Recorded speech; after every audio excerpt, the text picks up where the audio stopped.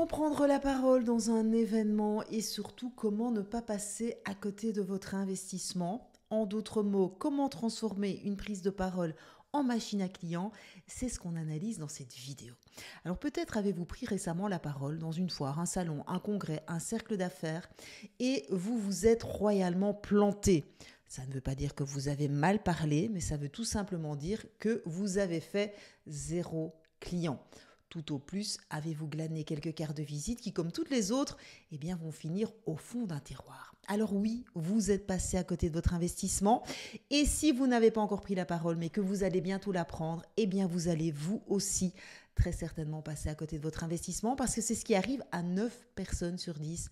Je dis bien 9 personnes sur 10. Alors quand je parle d'investissement, je parle d'investissement en argent, qu'il s'agisse de payer pour obtenir cet espace de parole, de réserver un billet d'avion, un billet de train, une ou plusieurs nuits d'hôtel.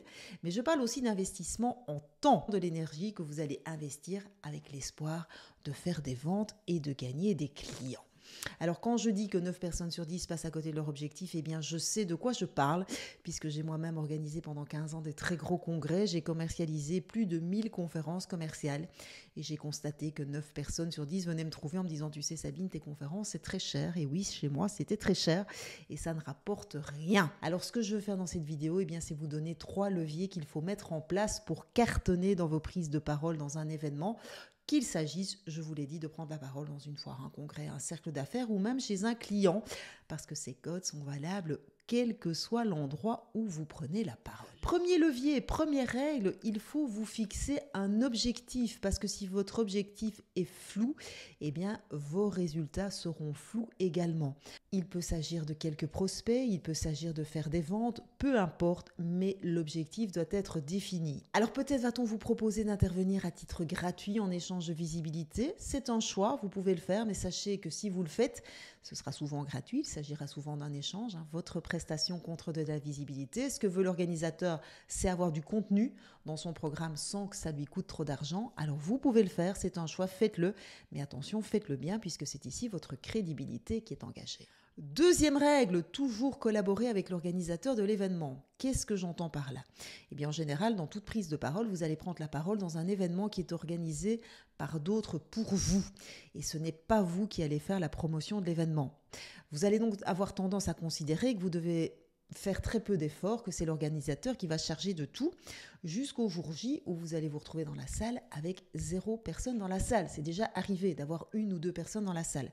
Alors mon conseil dans ce cas-là, c'est de vous adresser à cette personne comme si c'était le client du siècle, parce que c'est peut-être votre client du siècle et vous devez donner à une personne autant qu'à 100 personnes. Ceci dit, revenons à ce que je voulais vous dire. L'organisateur de l'événement ne peut pas faire la promotion de l'événement si vous ne collaborez pas avec lui. En tout cas, il ne peut pas faire la promotion de votre conférence. Il peut faire la promotion de son événement, mais pas la promotion de votre conférence. Et s'il n'y a personne dans la salle, à moins que l'événement dans sa totalité soit un fiasco, ce ne sera pas sa faute, mais ce sera votre faute, parce que sans doute, vous n'aurez pas été capable de lui donner l'information dont il avait besoin pour faire le marketing de votre conférence. Ça veut dire que cette conférence, il faut connaître son contenu en marge de l'événement et pas la veille. Donc je vois que c'est l'erreur de beaucoup de conférenciers. Je vois beaucoup de conférenciers qui réservent une conférence et qui attendent le dernier moment pour définir le contenu de cette conférence. Si vous attendez la veille pour savoir de quoi vous allez parler, l'organisateur ne pourra pas faire la promotion de votre conférence. Donc attention, soyez attentifs, collaborez avec l'organisateur, mais aussi avec toutes les équipes techniques qui vont vous soutenir dans la présentation de votre contenu. La troisième règle, c'est d'être structuré. En général, on dit une idée par événement, une idée déclinée en 3 points. Donc la grosse erreur, c'est de donner trop d'informations dans une conférence, ce qui fait que votre public ne vous suit plus, il ne sait pas où vous l'emmenez et il ne sait pas si vous avez une solution pour répondre à son problème.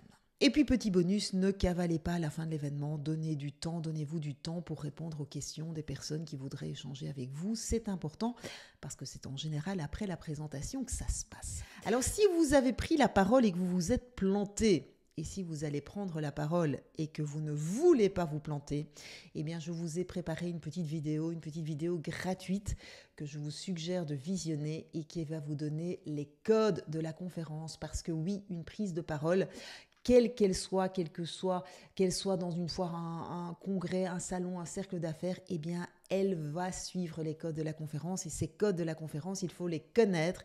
Il faut surtout connaître les erreurs à ne pas commettre. C'est ici en dessous que ça se passe. N'hésitez pas à visionner cette vidéo, vous permettra aussi de prendre contact avec moi et d'échanger sur vos besoins en la matière.